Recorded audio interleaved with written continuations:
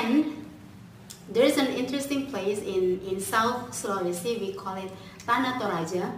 People there say to all tourists like this: don't die before visiting Tanah Toraja. So yeah, don't die before visiting Indonesia. And visiting Indonesia means you have to speak the language. Oh, anyway, this is the pilot of learning Indonesian videos. So stay updated by clicking the subscribe and the notification bell.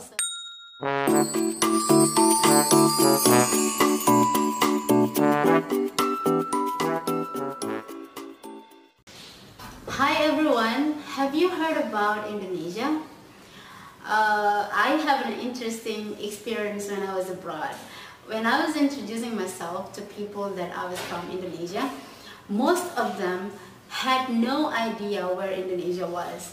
And I said to them, do you know where Bali is? And all of them reacted like this: oh yeah, I know where Bali is. Bali is an exotic place. Bali is a beautiful island, and I hope someday I can visit Bali. So I said to them that if you have visited Bali, it means you have visited Indonesia. So Bali is one of the islands in Indonesia. Do you know how many islands does Indonesia have? It has more or less 17,000 islands. Can you imagine a country has 17,000 islands? To me, it's really incredible. And if you are learning a foreign language, or if you are interested in learning new languages, Indonesia is a heaven. Based on Ethnologue, in 2012, Indonesia has 726 languages, local languages. And based on UNESCO, you can read it in Atlas of the World's Language in Danger of Disappearing. Indonesia has 640 local languages. So many languages, right? But no worries, if you have a plan to visit Indonesia, you don't have to master all the languages, or you don't have to study all the languages, because Indonesia has a national language. We call it Bahasa Indonesia. But anyway, before I talk more about Indonesia, don't forget to hit the subscribe button down below, and don't forget to click the notification bell so you get notified when the new video comes out. We have many languages, or many local languages, but why Indonesian? That is the first question in people's mind, Okay, why Indonesian? We have many reasons. The first is because Indonesia is simpler than any other languages in the world, including the local languages. Many local languages are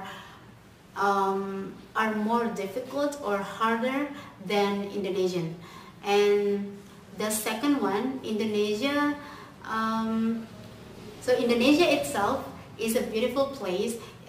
It has many exotic places. It has many interesting places to visit. If you love diving, you love snorkeling, or you love beach so much, Indonesia is the right place to visit. And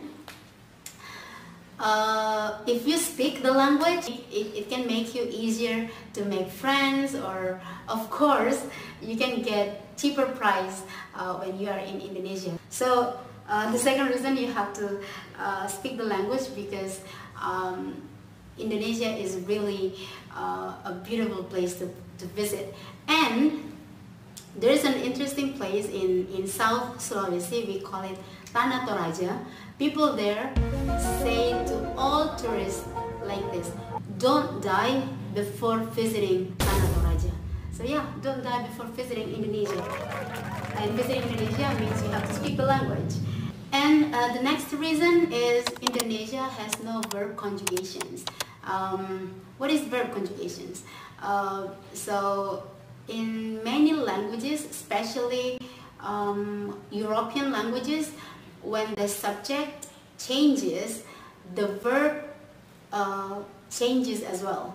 But in Indonesian, you don't have to worry about the changes of the verb.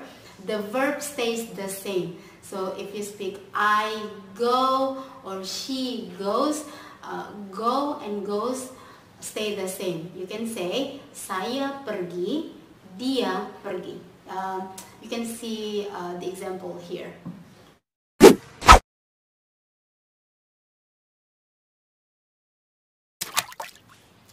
Okay, and the next reason, Indonesian has no tenses. So we don't have to worry about past tense or future tense or what else, present tense. No worries about it. So this makes Indonesian easy. And the next one is Indonesian has no gender. If you compare to other languages like in Arabic or what else? French, I guess, Spanish. You can find like door is masculine or chair is feminine. But in Indonesian, we don't need to know. We don't have that kind of system. There's no gender.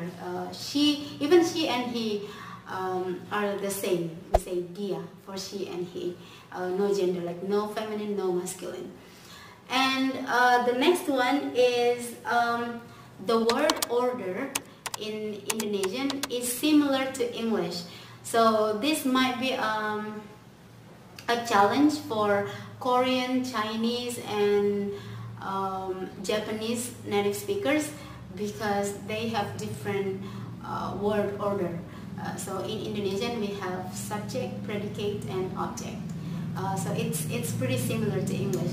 So if you are speaking English, English can help you to understand Indonesian word order. And the last reason is a phonetic language. So what is a phonetic language? It means that the words are spelled as they sound. So you don't have to think too much or think too hard how you pronounce a word, like a new word. If you find a new word, you don't have to worry. You don't have to think too much like how do I pronounce this or how do I say this. As long as you understand the sound system, so you can guess the new word you find. So everyone, that is it for today.